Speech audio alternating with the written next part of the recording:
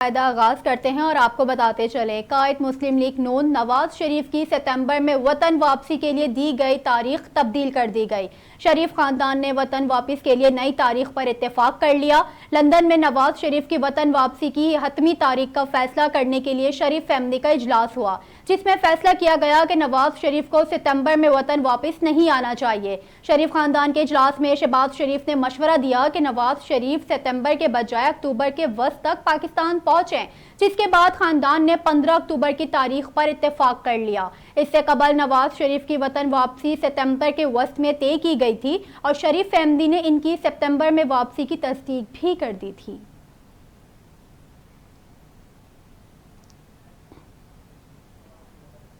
आगे बढ़े और आपको बताएं, army chief general Syed Asim Munir ने कहा कि आलमी बरादरी को पाकिस्तान की बेपनाह कुर्बानियों का इदराक करना चाहिए। ISPR के मुताबिक हार्वर्ड यूनिवर्सिटी के तलबा के ग्रुप ने GHQ का दौरा किया और army chief general Syed Asim Munir से मुलाकात की।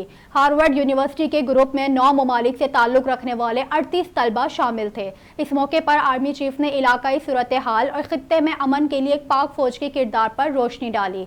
Army chief general Syed Asim Munir ने कहा कि पाकिस्तान दहशतगर्दी के खिलाफ किरदार अदा कर रहा है। आर्मी चीफ ने तलबा से कहा कि पाकिस्तान में कयाम के दौरान अपने तजुर्बात की बुनियाद पर पाकिस्तान का हकीकी मुशाहिदा करें।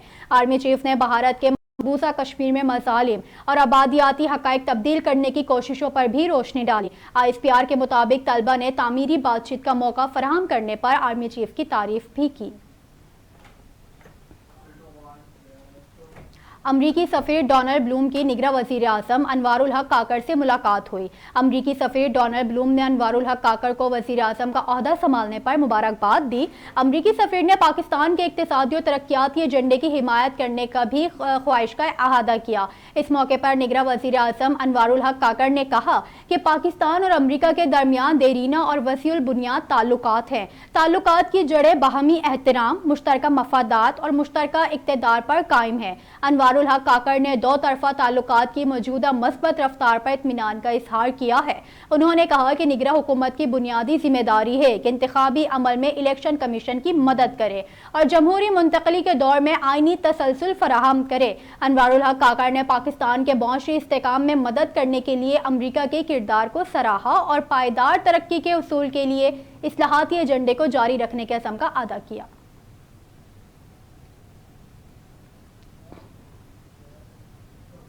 पाकिस्तान के अरशद नदीम ने पेरिस ओलंपिक्स के जेवलिन थ्रो मुकाबले के लिए क्वालिफाई कर लिया। अरशद नदीम ने पेरिस ओलंपिक्स का टिकट हंगरी में वर्ल्ड एथलेटिक्स चैंपियनशिप के दौरान शानदार थ्रो करके हासिल किया।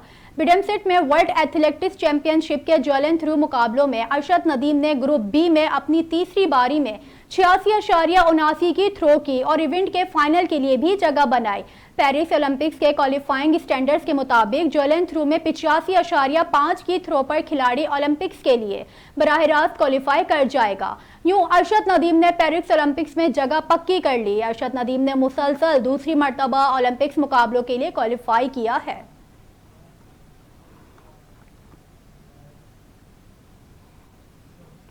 तो दूसरी जानिब कराची के इलाके जमशेद क्वार्टर में लसबेला चौक के करीब सेवरिज लाइन के धमाके से 8 अफराद जख्मी हो गए, जबकि मुतादिद दुकानें तबाह हो गईं। पुलिस के मुताबिक लसबेला चौक के करीब नुमान मस्जिद के सामने सेरे ज़मीन सेवरिज लाइन में नमाज जुम्मा के बाद जोरदार धमाका हुआ।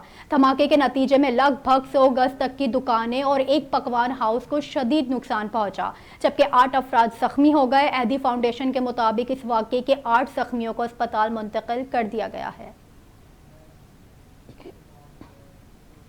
इस्लामाबाद हाई कोर्ट में तोशाखाना फौजदारी कार्रवाई केस में सजा मौतली की दरख्वास्त पर चेयरमैन PTI को आज भी रिलीफ ना मिल सका और समाअत पीर तक मुलतवी हो गई। हाई कोर्ट में तोशाखाना फौजदारी कार्रवाई केस की समाअत हुई तो इलेक्शन कमीशन के वकील अमजद परवेज तबीयत नासाजी के बाइस पेश ना हुए और मावने वकील ने अल्तवा मांग लिया। मावने वकील ने कहा कि आज अमजद परवेज दस्तयाब नहीं, उनकी तबीयत ठीक नहीं है, उन्हें 2 दिन का आराम तजवीज़ किया गया है। चीफ जस्टिस आमिर फारूक ने कहा कि ये जमानत का मामला था, कौन सा दलाल पर ज्यादा वक्त लगना था। लतीफ खोसा ने कहा कि 20 दिन से एक शख्स अंदर है, मावने वकील का भी वकालतनामा मौजूद है, वो दलाइल दे सकता है।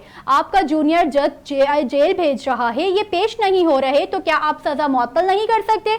चीफ जस्टिस आमिर फारूक ने कहा, आज हम इस केस के लिए बैठे हैं, हम भी वो काम कर सकते हैं जो ट्रायल कोर्ट ने किया है। हमने सिस्टम को चलाना है, जो ट्रायल कोर्ट ने किया वो एडमिनिस्ट्रेटिव साइड पर देखेंगे। हम पीर को रख रहे हैं। लतीफ खोसा रोस्ट्रम से एहतजाजन चले गए और कहा, फिर हम नहीं आएंगे। चीफ जस्टिस आमिर फारूक ने रिमार्क्स दिए कि पीर को ना आए, रिकॉर्ड देखकर फैसला करेंगे। दो गलत एक सही नहीं होते, जो ट्रायल कोर्ट ने किया वो हम नहीं करेंगे। एडवोकेट लतीफ खान खोसा अदालत से वॉकआउट कर गए। हाई कोर्ट से केस की पीर तक समाअत मुलतवी कर दी गई। पीटीआई हामी वकला ने कमरे अदालत में शेम शेम और फेक मैच नामंजूर के नारे लगाए।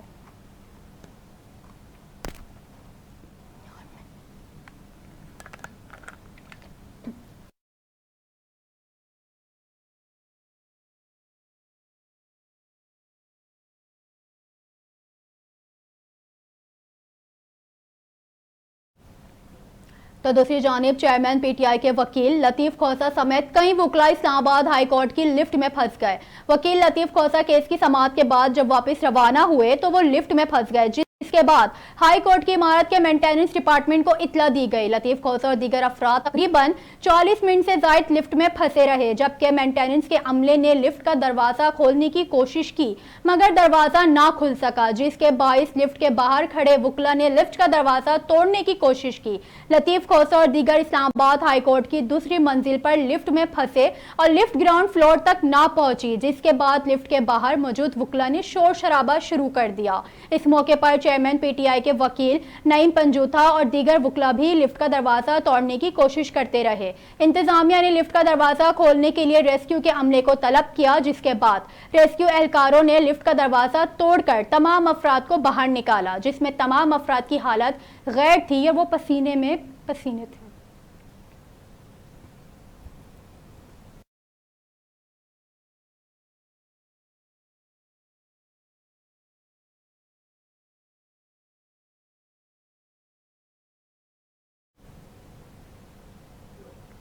ऑफिशियल सीक्रेट एक्ट के तहत कायम होने वाली खुसूसी अदालत ने साइफर केस में शाह महमूद कुरैशी के जिस्मानी रिमांड में मजीद 3 रोज की तौसी कर दी। इस्लामाबाद की खुसूसी अदालत के जज अब्दुल हसनात ने पीटीआई के वाइस चेयरमैन शाह महमूद कुरैशी के खिलाफ साइफर केस की बंद कमरे में समाअत की, जिस सिलसिले में एफआईए ने शाह महमूद को अदालत में पेश किया। अदालत में शाह महमूद कुरैशी की तरफ से सीनियर वकील शुएब शाहीन पेश हुए, जबकि एफआईए के स्पेशल प्रोसिक्यूटर शाह खावर अदालत में पेश हुए।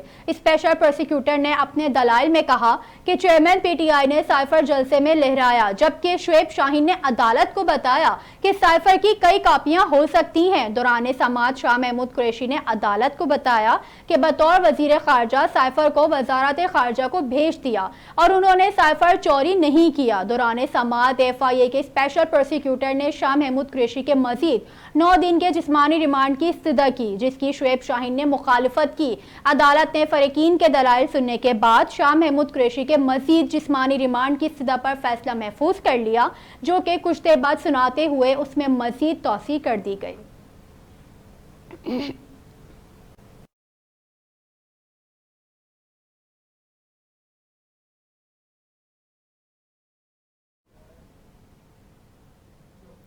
तो दूसरी जानिब चेयरमैन पाकिस्तान तहरीक इंसाफ इमरान खान की अहलिया बुशरा बीबी ने सुप्रीम कोर्ट में बयान हल्फी जमा करा दिया है, जिसमें उन्होंने अदालत से चेयरमैन पीटीआई की खराब सेहत का नोटिस लेने का मुतालबा किया।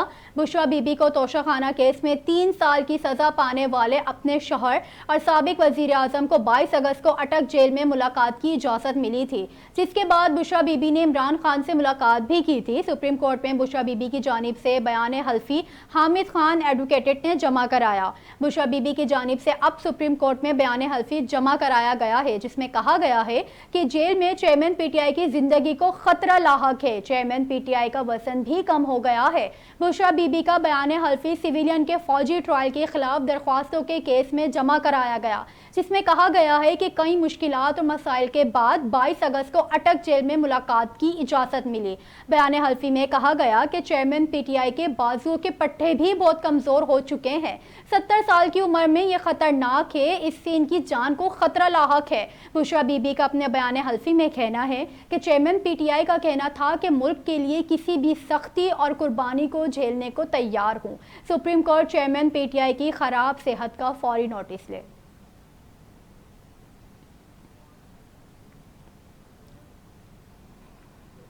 खबरों का सिलसिला आगे बढ़ाते हुए आपको बताएं, नून लीगी वफ्द की चीफ इलेक्शन कमिश्नर और मेंबरान से मुलाकात हुई, जिसके बाद सियासी रहनुमाओं ने मीडिया से गुफ्तगू की। मुस्लिम लीग नून के रहनुमा एहसन इकबाल ने कहा कि इलेक्शन कमीशन आइन के मुताबिक इलेक्शन करवाने का पाबंद है। इलेक्शन कमीशन की दावत पर आने वाले इंतखाबात से मुतालिक अमूर पर बातचीत की।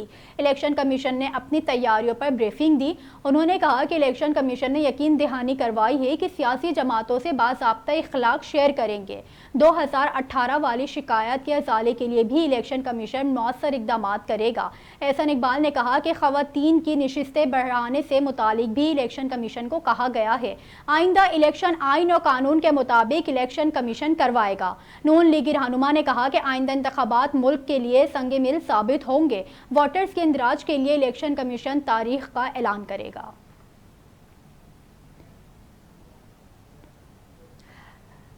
कराची में एक बार फिर दहशतगर्दी की लहर। सुबह सवेरे फायरिंग के वाकयात में 3 अफराद हलाक हो गए। कराची के इलाके अब्बुल हसन असफहानी रोड पर फायरिंग के नतीजे में एक लड़का और एक लड़की हलाक हुए। पुलिस के मुताबिक फायरिंग से हलाक लड़की की शनाख्त लारेब और लड़की की एहसन के नाम से हुई। पुलिस का कहना है कि कत्ल की वारदात के बाद लड़की के भाई और वालिद को गिरफ्तार कर लिया गया और गिरफ्तार मुलजिमान के मुताबिक लड़का लड़की को गैरत के नाम पर कत्ल किया गया। एसपी के मुताबिक केस में गिरफ्तार बाप और बेटे की शनाख्त रफीक और अब्दुल्ला के नाम से हुई है। दूसरी जानिब पाक कॉलोनी बड़ा बोट नूरानी मस्जिद के करीब भी फायरिंग का वाकया पेश आया, जिसके नतीजे में एक शख्स हलाक और एक जख्मी हो गया, जिन्हें करीबी अस्पताल मुंतकिल कर दिया गया। इलेक्शन कमीशन के साबिक सेक्रेटरी कंवर दिलशाद ने कहा कि इलेक्शन एक्ट के तहत इंतखाबात की तारीख में सदर मुमलिकत का कोई किरदार नहीं। निगरान वज़ीर आला पंजाब के मुशीर बराए कानून कंवर दिलशाद ने कहा कि इलेक्शन एक्ट 2017 की सेक्शन से 57 के तहत इलेक्शन कमीशन से सदर के खत का जवाब दिया। इलेक्शन कमीशन का मजबूत मौकिफ यही है कि सदर मुमलिकत से मुशावरत बेसूद है। कंवर दिलशाद का कहना है कि इलेक्शन कमीशन ऑफ पाकिस्तान का मौकिफ आइन और कानून के मुताबिक दुरुस्त है। सदर मुमलिकत इलेक्शन कमीशन के मजबूत मौकिफ के सामने कोई कार्रवाई करने के मिजाज नहीं। उनका कहना है कि इलेक्शन कमीशन के खत को वजारत कानून भिजवाया गया और वजारत कानून का भी वही मौकिफ आया। सदर मुमलिकत ने जो मश्क की है वो गैर मुंतकी है, जिसका आइन और कानून से सरोकार नहीं। कंवर दिलशाद का कहना है कि CCI के फैसले के बाद इलेक्शन कमीशन पाबंद है कि असरेनो हल्का बंदी की जाए। इलेक्शन कमीशन ने आइन के तहत 10 सरेनो हल्का बंदियों के लिए रोड मैप दिया। हल्का बंदियों से मुतालिक इलेक्शन कमीशन का रोड मैप 14 दिसंबर तक मुकम्मल होगा। मुस्लिम लीग नून के रहनुमा और साबिक वजीर आजम शाहिद खकान अब्बासी ने कहा कि नवाज शरीफ को इलेक्शन के करीब वापस आना चाहिए, अदालत के आगे सरेंडर करें, इसके अलावा कोई तरीका नहीं। सरेंडर करने के बाद जज फैसला करते हैं जुडिशल भेजना है या जमानत देनी है, फिर हक है कि अदालतें उनकी अपील का फैसला करें। उन्होंने कहा कि PDM की हुकूमत ना आती तो हालात इससे बदतर होते। शहबाज शरीफ वजीर आजम थे, वही अवाम को जवाब देंगे। नवाज शरीफ हुकूमत में आते तो कोई उंगली ना उठा था। हमारा वोट को इज्जत दो का नारा बरकरार है। साबिक वजीर आजम ने चेयरमैन PTI से मुतालिक कहा कि जेल में साबिक वजीर आजम नहीं देखा जाता, 2 क्लास होती हैं। साबिक वजीर आजम को जेल में B क्लास देनी चाहिए। शाहिद खकान अब्बासी आइंदा आम इंतखाबात के हवाले से कहा कि पुरानी मरदमशुमारी पर इलेक्शन कराना मुनासिब नहीं था। इलेक्शन फरवरी के आखिर या मार्च के शुरू में होंगे और अगर इलेक्शन इससे आगे गए तो दुआ ही कर सकते हैं। सिंध हाई कोर्ट ने निगरां वजीर आला सिंध जस्टिस रिटायर्ड मकबूल बाकर की तैनाती के खिलाफ दरख्वास्त नाकाबिले समाअत करार देते हुए मुस्तरद कर दी। सिंध हाई कोर्ट में निगरां वजीर आला सिंध जस्टिस रिटायर्ड मकबूल बाकर की तैनाती के खिलाफ दरख्वास्त की समाअत हुई। दरख्वास्त गुजार इब्राहिम ओबड़ो एडवोकेटेड ने दरख्वास्त में मौकिफ अपनाया कि जस्टिस रिटायर्ड मकबूल बाकर 4 अप्रैल 2022 को सुप्रीम कोर्ट से रिटायर्ड हुए। आइन के आर्टिकल 207 के तहत जस्टिस रिटायर्ड मकबूल बाकर निगरां वजीर आला नहीं बन सकते। दौरान समाअत चीफ जस्टिस अहमद अली शेख ने रिमार्क्स दिए कि मकबूल बाकर सुप्रीम कोर्ट के रिटायर्ड जज हैं, वकील एहतराम से बात करें। जस्टिस यूसुफ अली सईद ने कहा कि दरख्वास्त गुजार गलत कानून बता रहे हैं, वो पाकिस्तान सर्विसेज रूल्स देखें।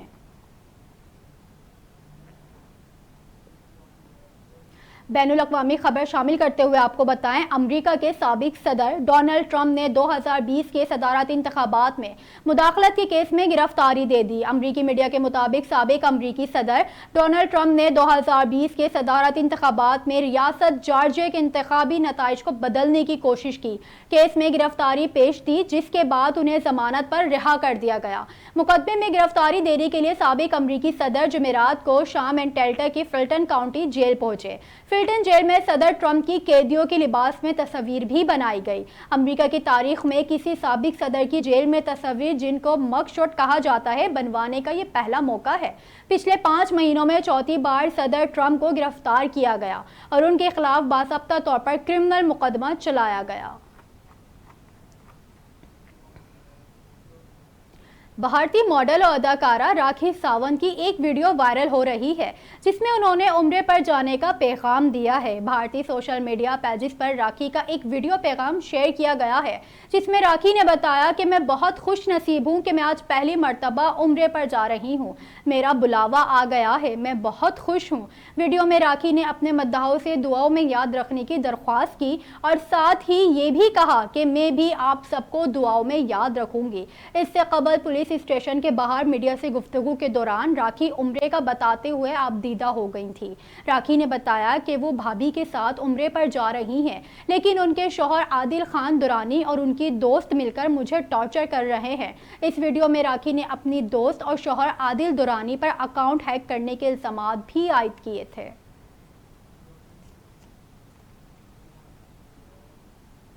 न्यूज़ स्टूडियो से फिलहाल इतना ही। मजीद खबरों और अपडेट्स के लिए देखते रहिए उर्दू न्यूज़ नेटवर्क।